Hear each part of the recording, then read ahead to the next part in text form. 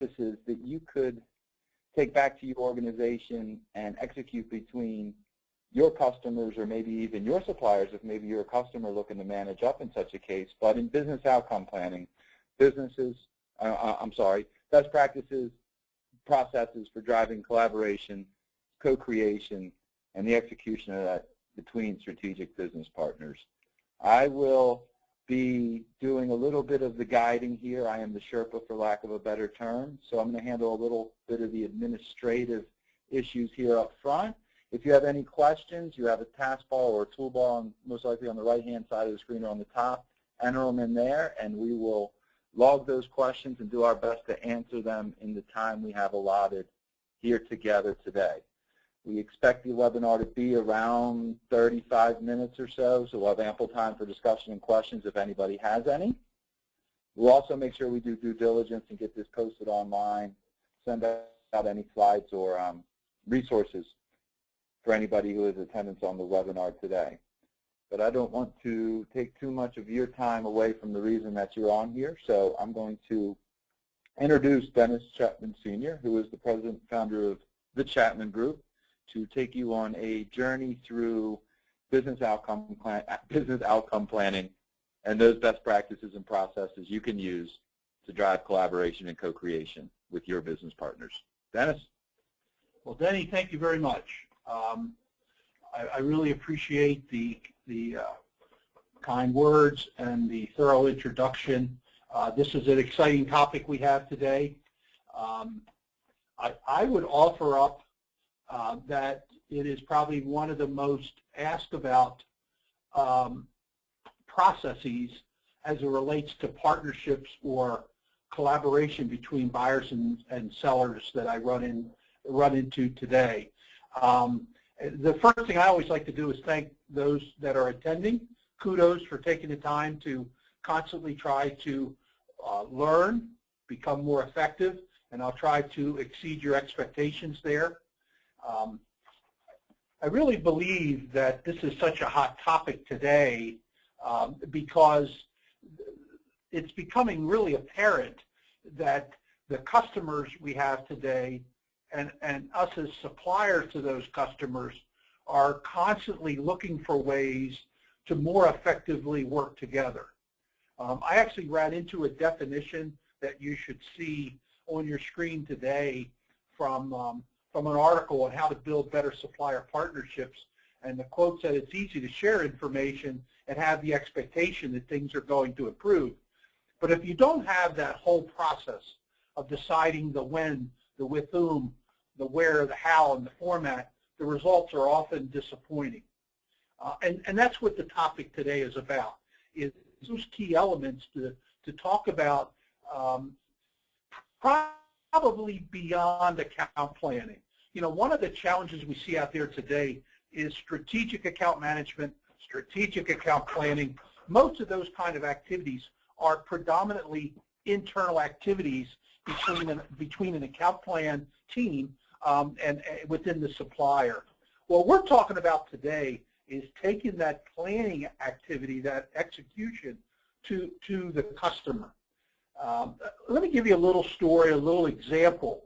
I was at a conference not that long ago that two companies were speaking. One was HP and another was Disney. And they talked about how collaboration made such a difference in their relationship. And I thought it was a great example that collaboration around business needs and challenges really paid big dividends. Disney realized that they needed to produce more animated videos than movies than they were producing today to be profitable, but they didn't have the technology that afforded them the capability to do that. When HP heard that story, they worked with Disney to better understand what some of those needs really were, and the way I understand it is through that collaboration, HP was able to adapt or adopt or produce systems that was more readily able to support the needs of Disney. As we now see, there are more animated features coming to movie theaters, which could be said as a byproduct of that mutual partnership, that collaboration. I think that's a great illustration of what we're talking about today. So today I'm going to talk about what is business outcome planning, how do you launch it with customers, you know, what does it look like to keep doing it and how do you measure it, what are some of the critical success factors, and then just sort of some quick summary points. So why do we do this? Well, we know there's this growing recognition, this importance of inter-organizational relationships that help both organizations sustain their competitive advantage. It's a great example of the old adage that here's how 1 + 1 could possibly equal 4. And we all know that is really what we're doing here is creating a team, a more effective team between the supplier and buyer organizations. And teams have a tendency to be more effective than either individuals or organizations that really work in more of a silo environment. So what's the real goal here? The goal of business outcome planning is to create this environment of joint customer-supplier collaboration around things like visions, goals, objectives, needs, opportunities, whatever they might be, and really to create that environment in a much more collaborative process that really produces two critical outcomes. And one of the critical outcomes is more business impact, and I would argue financial impact for both parties, that both parties appreciate more of a top line and bottom line impact. And the other, when that happens, creates what we would argue is relevancy. And relevancy on both parties. The customer becomes more relevant to the supplier, and the supplier actually becomes more relevant to the customer. Now, here's what we're faced with in most situations. We quite often have a current state of a relationship, and we could call that just a relationship, but we want to move that relationship to what we call a partnership state. Years ago, Ohio State did some studies in their business schools, and they sort of tiered out and said there's like this level 1, level 2, level 3 partnership. A level 3 partnership, which we see the attributes in the right column, is very powerful. We call it more of a symbiotic partnership or relationship. And symbiotic, basically as a scientific term, means that one party really can't live without the other party. We see that quite often in our oceans of the world. We see that there are organisms that, or fish or species that live attached to other fish or species. Symbiotic means that basically it would be very difficult for the customer to survive without the supplier, or the supplier would be more challenged to survive without the customer. This is that mutual dependency.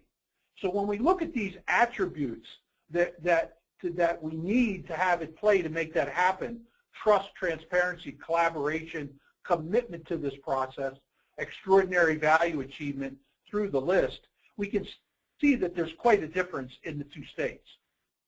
So how do we do this? How do we launch business outcome planning?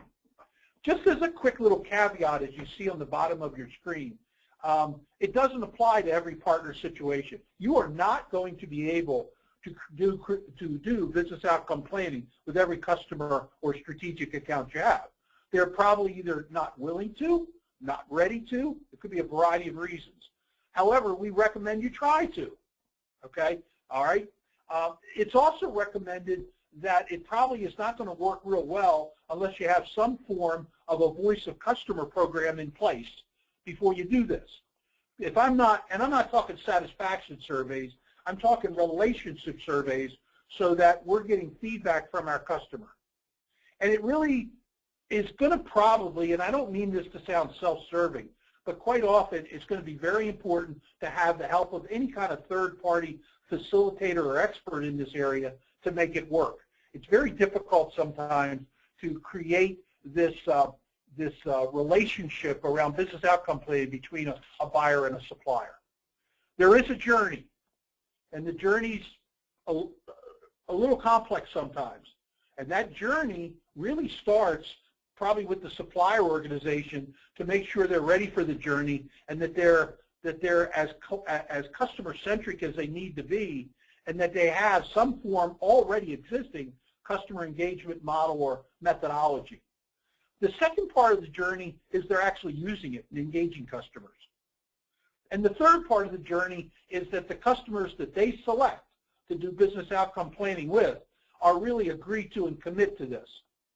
And then the final leg of the journey, once you become sort of a partner, a level 3 partner at this level, is to continue the collaboration and the work involved and measure that process, as you'll hear me speak to in a little while. I put together a little chart that sort of tells you a little bit about maybe where you are with your customers. So when I look at the first column, SAM customer, strategic accounts, these are the 5 typical triggers or behaviors or business things we see as it relates to SAM accounts. We see they've been segmented. There's some kind of relationship measuring process. They're being serviced by teams. There's an account plan, and the relationships are high, wide, deep on both ends. That's a traditional SAM account.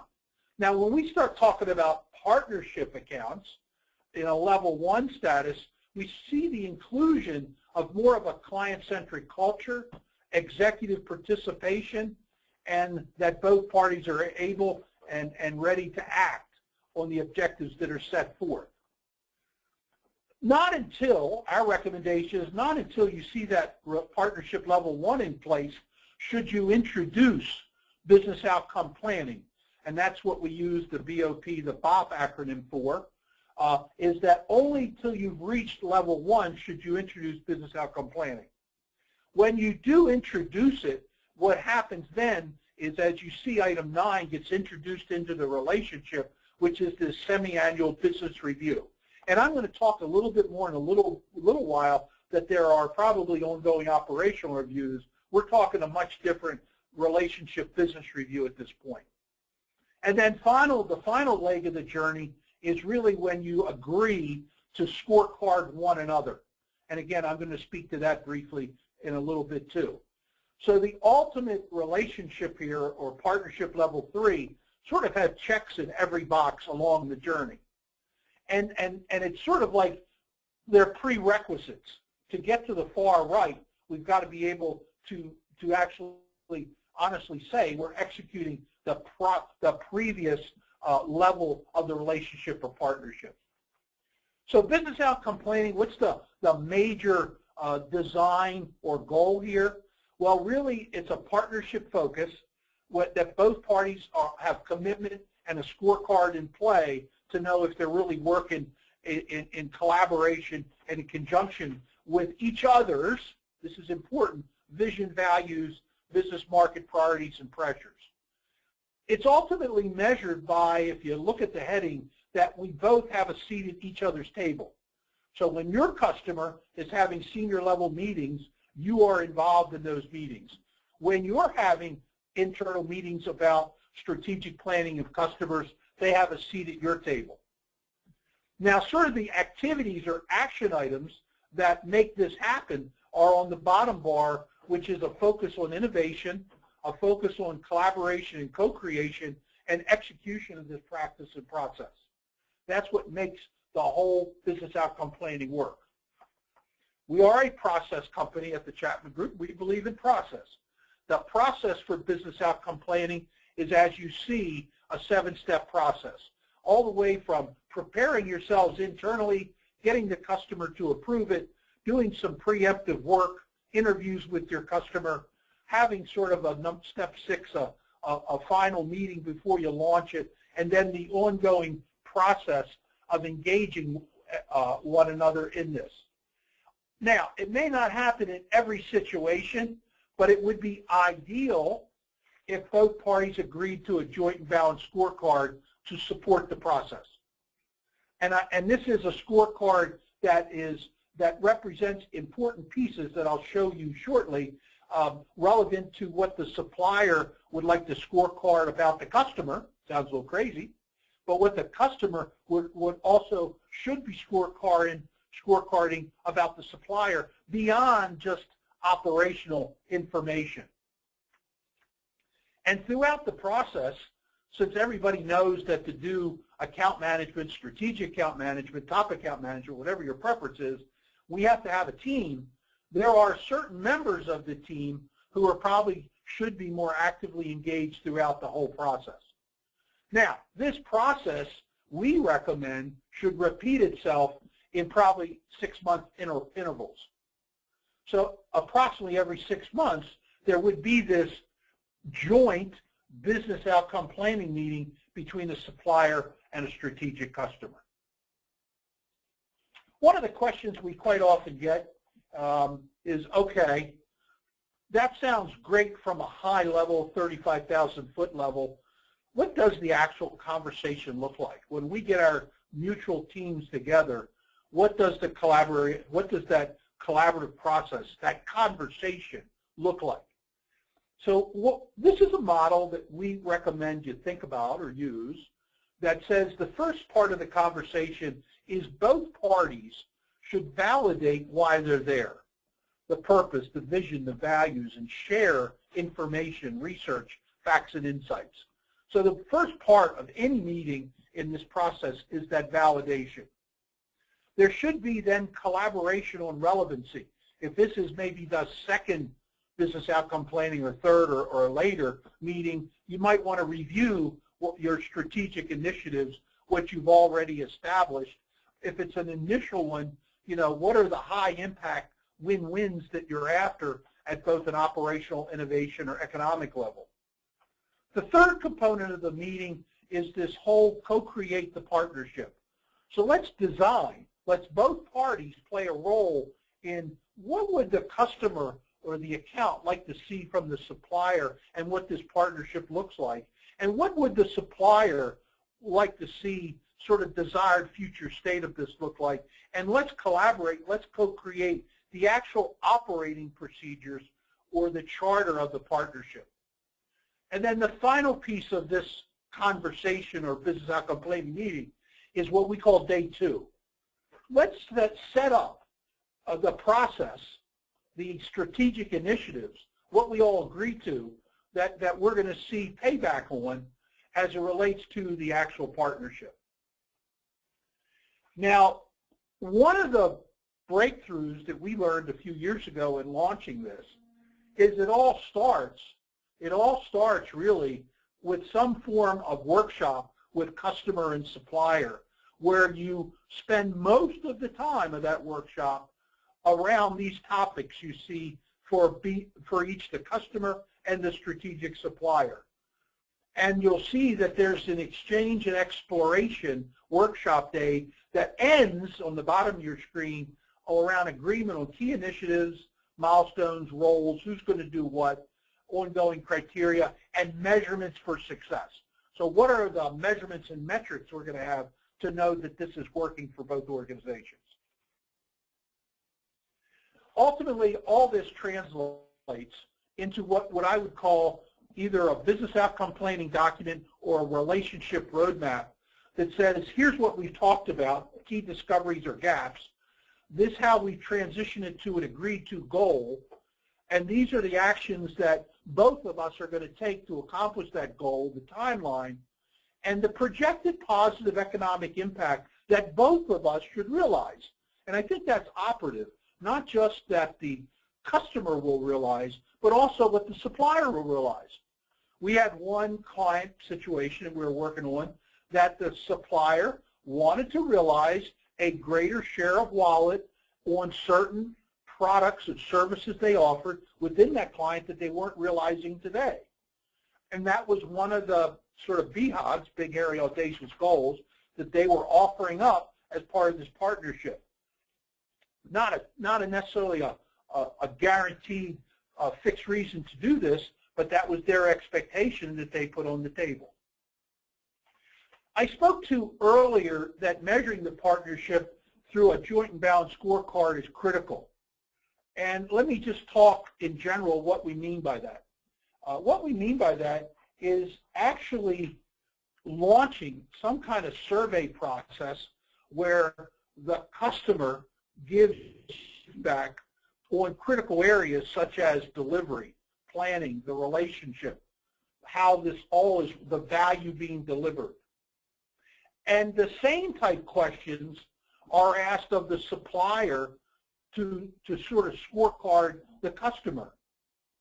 When you get the supplier, as you see in the column, how the supplier rates the customer and how the account rates the supplier, when there is a variance, okay, that variance, if it's positive from the account side, can be indicated. Variances in the scorecard indicate strategic initiatives that must be dealt with in the partnership. Example, I've heard from a lot of suppliers that the customer is not enabling them to meet with or reach other people in the organization. So one of the elements of the scorecard could be the willingness of collaboration and networking in the customer organization.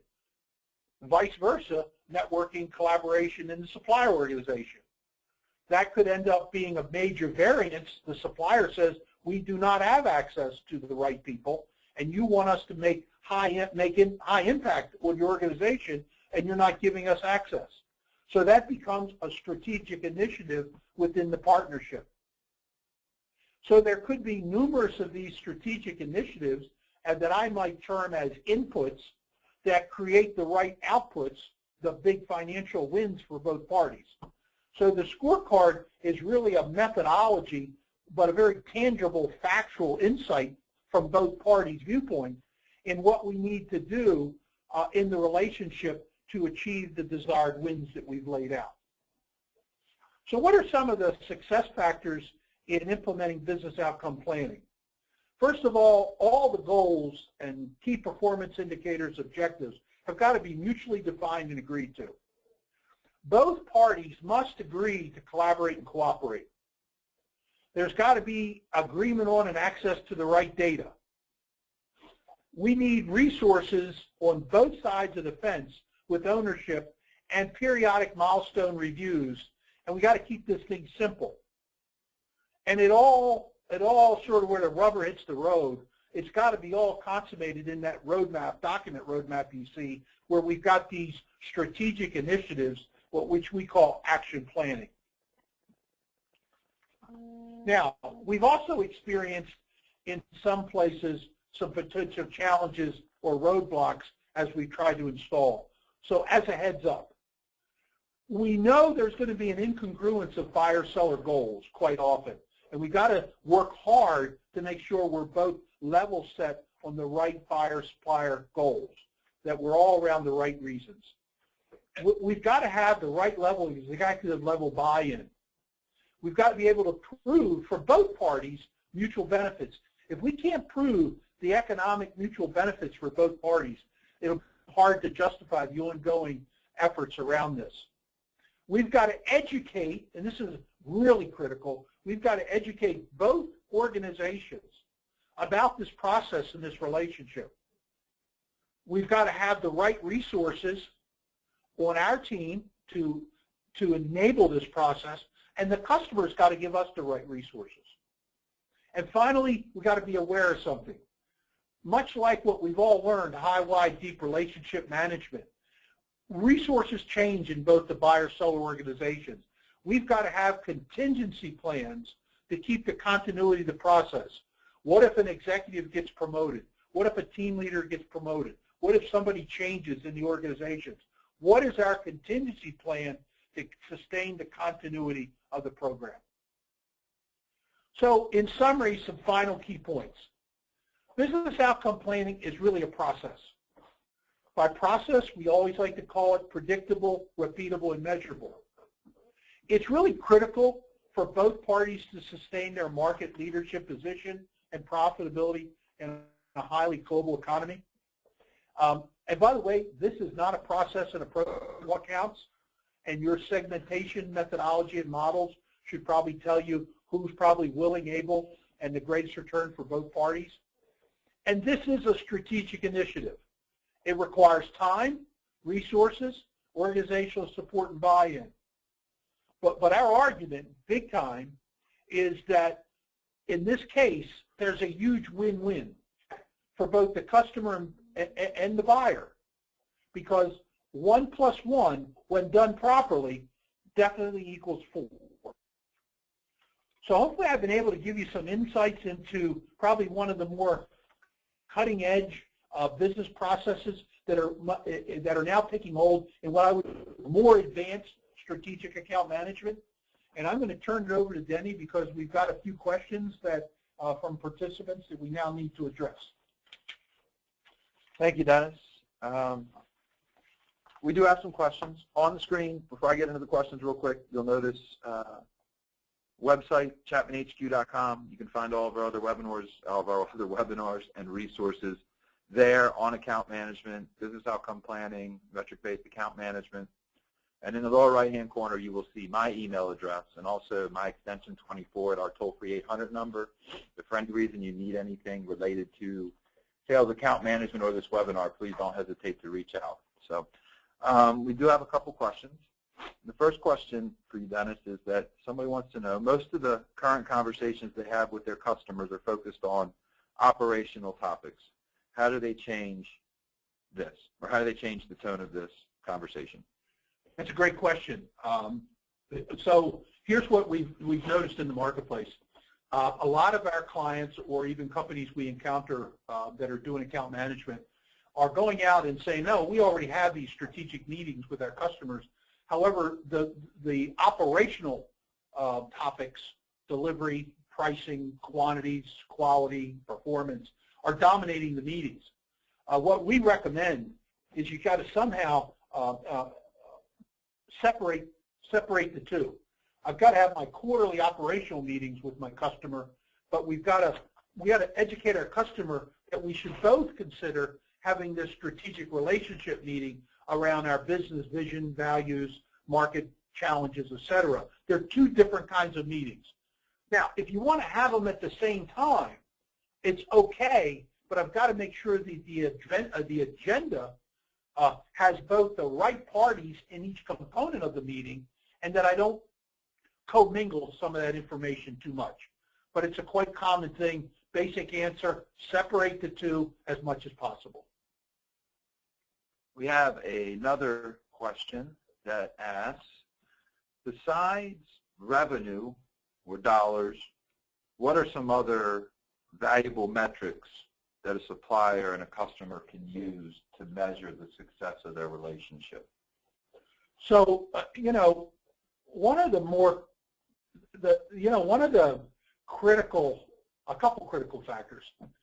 Certainly, one company we worked with, they measured bringing new innovative product or solutions to market by this collaboration or co-creation could be an excellent metric because new innovative product or solutions creates incremental revenue and profitability. Okay. The other another metric could be market share. So there was a term I ran into years ago which we call MCR, market consideration rating.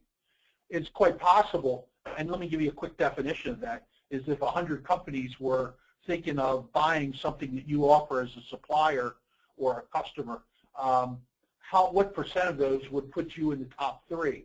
So that whatever percent that is, that's what you could call your market consideration rating. So maybe another metric could be maybe through our co-creation, collaboration, innovation, we increase our market consideration rating. Another metric could be the joint loyalty metric, which we call our loyalty professional services, the metric on the relationship that we see an uptick in the actual rating, the relationship rating between the organizations. So there are 3 in addition to just revenue and profitability that we can look at. The next question I have here, and let me just do a quick look to make sure I'm not missing any. The last question I have here is sort of related, that customers seem to have a fair number of scorecards and metrics that they rate their suppliers on. How do I, as a supplier, incorporate the things I find valuable into their scorecards? So this is probably one of the big challenges. You would like to, as a supplier, certainly be measured on your collaboration, your value, your bringing in of resources. So I think as part of this process, I think provides the pillar or foundation for introducing that. Because I think for the most part, most of those scorecards that are being spoken to are much more operational, tactical in nature. And here's where what we're saying is 1 + 1 = 4. We've got to go and measure beyond just the tactical operations. And so if we think about just simply a strategic relationship, it's built on more than just tactical delivery. So I would say going to your customer with this approach of business outcome planning, not discounting the operational measurements that they already have, but maybe introducing some new relationship metrics into that could be scored, may enlighten them and probably would be more highlight what I would call valuable inputs than just measuring outputs. So before I turn it over to Denny to close on some admin, I would also like to say thank you to all the participants. We've had a good turnout today, and certainly I'll turn it over to Denny if you want more information on this topic or how to access those resources. Denny? Thank you, Dennis. Thank you for the presentation, the insights, the practices, and your expertise. So before we close things out, I'll reiterate my own contact information is in the lower left-hand corner. The corporate URL you can find up a little left from there, where you'll find other resources and webinars. We'll do our best to get this out to everyone on the call in a timely manner. If you don't see it in email, be sure to check in at chapmanhq.com. We'll post them live on there as well. So thank you again for everyone, or to everyone, for attending. Hope you have a fantastic Wednesday and close out April with a bang. Be good.